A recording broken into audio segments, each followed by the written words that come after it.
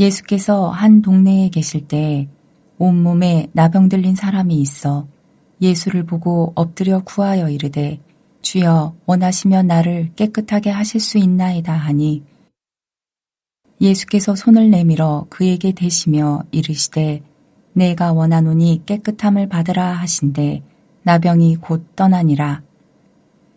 예수께서 그를 경고하시되 아무에게도 이르지 말고 가서 제사장에게 내 몸을 보이고 또 내가 깨끗하게 됨으로 인하여 모세가 명한 대로 예물을 드려 그들에게 입증하라 하셨더니 예수의 소문이 더욱 퍼짐에 수많은 무리가 말씀도 듣고 자기 병도 고침을 받고자 하여 모여오되 예수는 물러가사 한적한 곳에서 기도하시니라.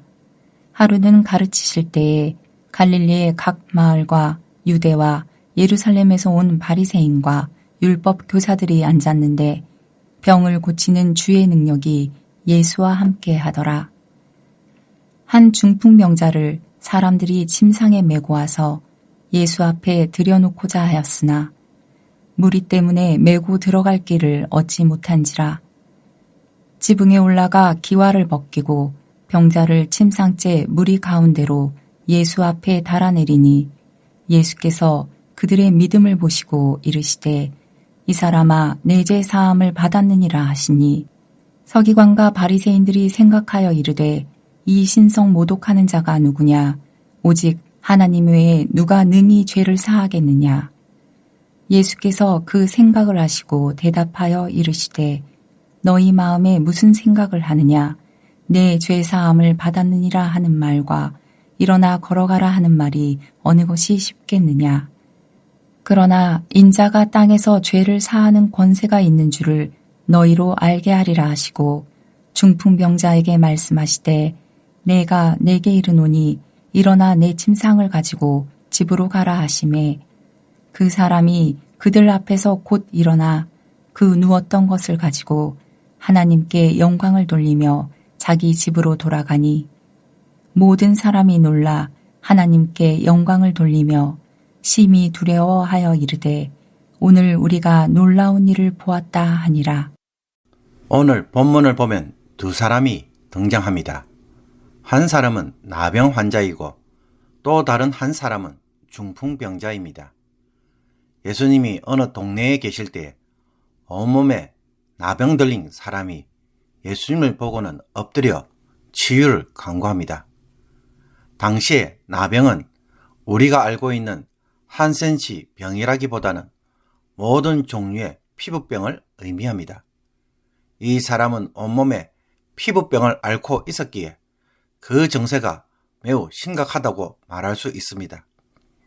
피부병은 전염성이 강하기 때문에 유대 사회에서는 반드시 격리시켜야 하는 부정한 병이었습니다.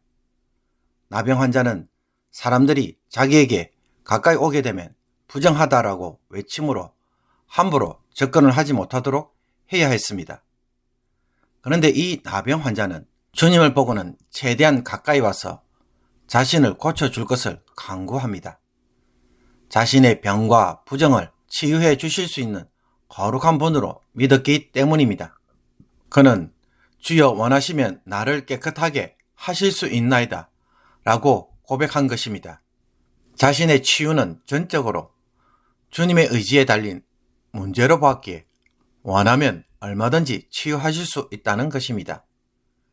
이 고백에 대하여 예수님은 어떻게 치유하십니까?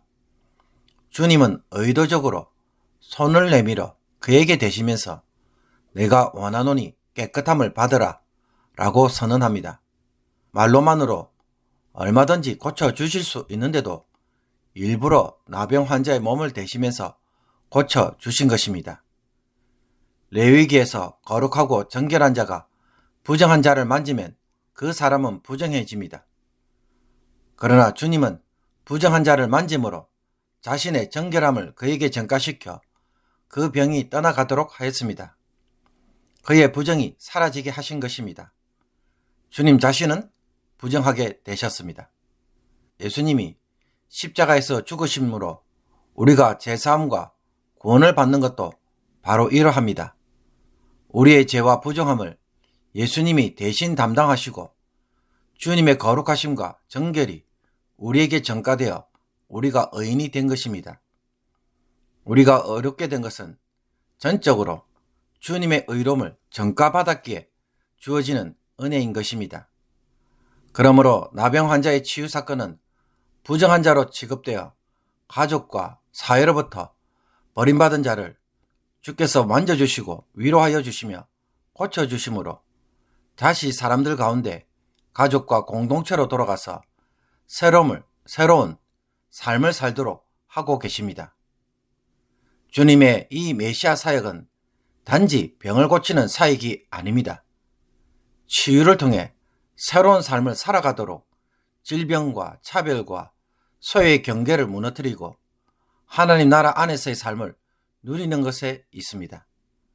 그래서 사람들이 모두 하나가 되고 한 가족이 되도록 하는 것이 하나님 나라의 실체이고 삶의 모습이라는 것입니다.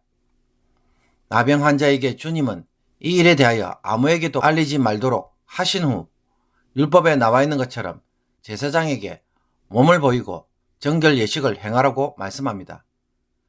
이것을 보면 예수님은 당시의 율법 제도를 무시하지 않으셨습니다. 그러나 동시에 이 사건을 통해 율법의 한계도 명확하게 드러내고 계십니다. 제사장은 단지 치유된 것을 선포하지만 예수님은 치유하시는 분으로 계신다는 것입니다. 그렇다면 예수님이 오신 후로 이제 우리들에게는 제사장이 필요할까요? 하나님의 아들이신 주님이 직접 치유해 주시면서 깨끗함을 받도록 하셨습니다. 그러니 이제 우리는 모세의 율법으로 사는 것이 아니라 예수님으로 사는 삶이 시작된 것입니다. 요즘에 최신 자동차를 보면 주차를 할 때 운전수 앞에 있는 화면에서 차 주변을 360도로 보여줍니다. 주차할 때 장애물이 없는지 내려서 보는 것이 아니라 차 안에서 다 보고 주차하도록 만들어진 기능입니다. 여러분이라면 이런 기능이 있는 차를 사시겠습니까? 아무것도 없는 옛날 차를 사시겠습니까? 조금 비싸도 옛날 차보다는 이런 기능을 가진 최신 자동차를 살 것입니다. 최신 자동차를 샀다고 해서 옛날의 기능을 못하는 것이 있습니까? 옛날의 기능을 다 가지고 있을 뿐만 아니라 더 나은 기능을 가지고 있습니다. 우리가 구약의 율법을 버리는 것이 아니라 이미 그리스도 안에 그 모든 것이 다 들어 있습니다. 예수님을 따르는 삶의 방식만으로도 우리는 이미 구약의 율법을 지키고 있는 것입니다. 그래서 우리는 이제부터는 율법을 지키라고 말하는 것이 아니라 예수님을 따르라고 말하는 것입니다. 예수님을 따르고 그분을 통해 치유를 경험하며 새로운 삶을 사는 것이 우리의 신앙이고 하나님 나라 안에서 살아가는 새로운 삶의 방식이라는 것입니다. 예수님이 침묵하도록 했지만 그럼에도 불구하고 예수님에 대한 소문이 더욱 퍼져가므로 수많은 사람들이 말씀도 듣고 치유받기를 원하여 모여들었습니다. 그러나 예수님은 기도하기 위해 한적한 곳으로 물러가셨습니다.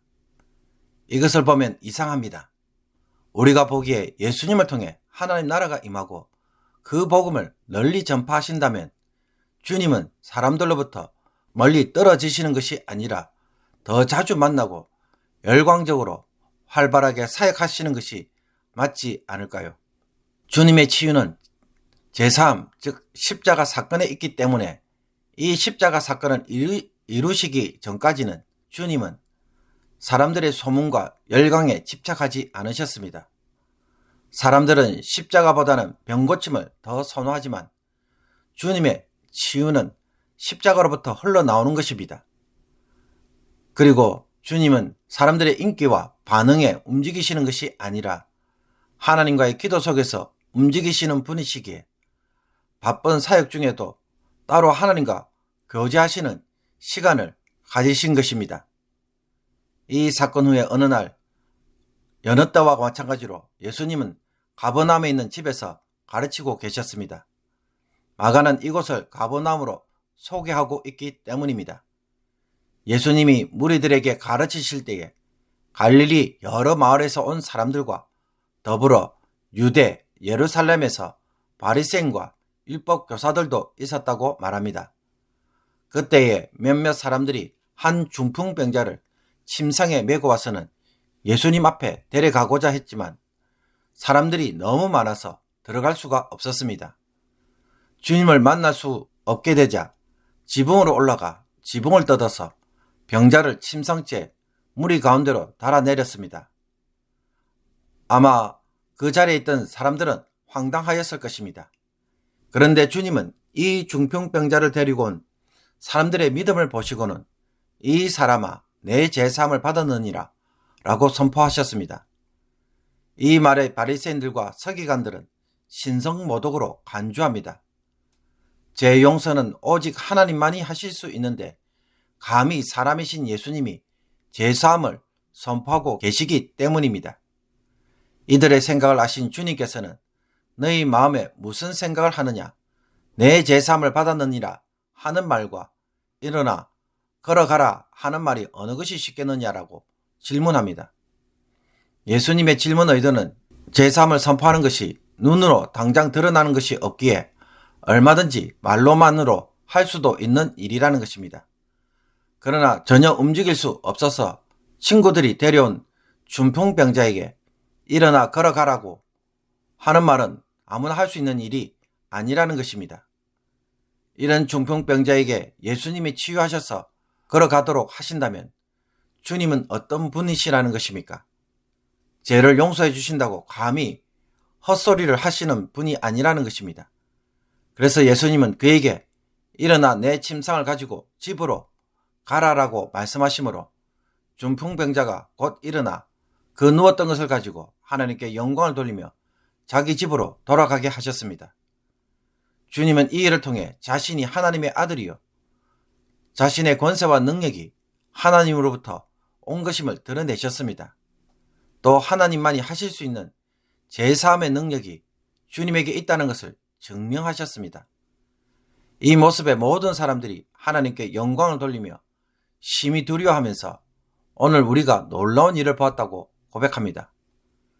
그러므로 누가는 중풍병자의 치유를 통해 예수님은 제사함의 은혜를 베풀어 주시며 그 제사함을 통해 치유의 은혜가 사람들에게 주어질 수 있음을 보여줍니다. 십자가의 사건이 반드시 필요한 이유입니다. 안타깝게도 사람들은 제사함보다는 병고침에 더 열광하는 것 같습니다. 그러나 주님은 단지 죄의 결과인 질병을 고쳐주러 오신 분이 아니라 근본 원인인 죄를 사하러 오신 메시아입니다.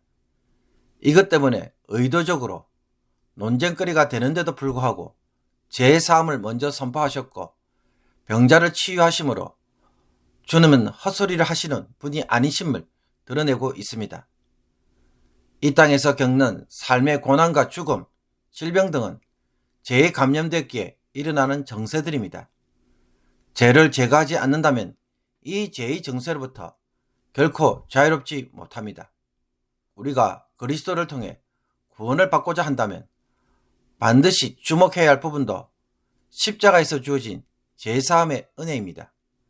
이 은혜로 충만해지고 이 관점에서 주님의 메시아 사역을 바라볼 때에 참된 치유와 온전함의 은혜를 누리게 되는 것입니다.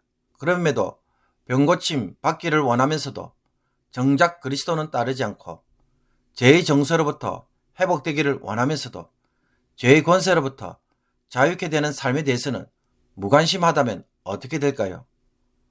우리의 신앙의 대상은 병고침에 있습니까? 아니면 제사함을 주시는 그리스도께 있습니까? 오늘 죄의 권세로부터 자유케 하시는 그리스도의 은혜를 누림으로 죄를 이기는 삶을 살아가며 그곳에서 우리 삶이 치유되고 회복되기를 주님의 이름으로 축복합니다. 기도드리겠습니다. 제사함과 구원의 권원이 되시는 주님, 단지 병을 고쳐주시는 것이 아니라 새로운 삶을 누리도록 하나님 나라 안에서의 삶이 무엇인지를 이곳에서 체험하도록 하시는 주님의 은혜에 참으로 감사를 드립니다. 저희들이 말씀을 통해 그리스도의 십자가의 사건을 통해 날마다 죄로부터 이기게 하시고 그리스도의 승리를 체험함으로 저희들을 불행케 하는 모든 죄의 증세로부터 자유케 하여 주옵소서. 그리스도 안에서의 새로운 삶을 누림으로 천국을 지금 이곳에서 체험하는 저희들 되게 하여 주시옵소서. 이 은혜 때문에 주의 백성들이 모든 질병과 문제로부터 자유함을 누리게 하시며 죄를 멀리하는 삶을 늘 살아가게 하여 주시옵소서. 예수 그리스도의 이름으로 기도하옵나이다. 아멘.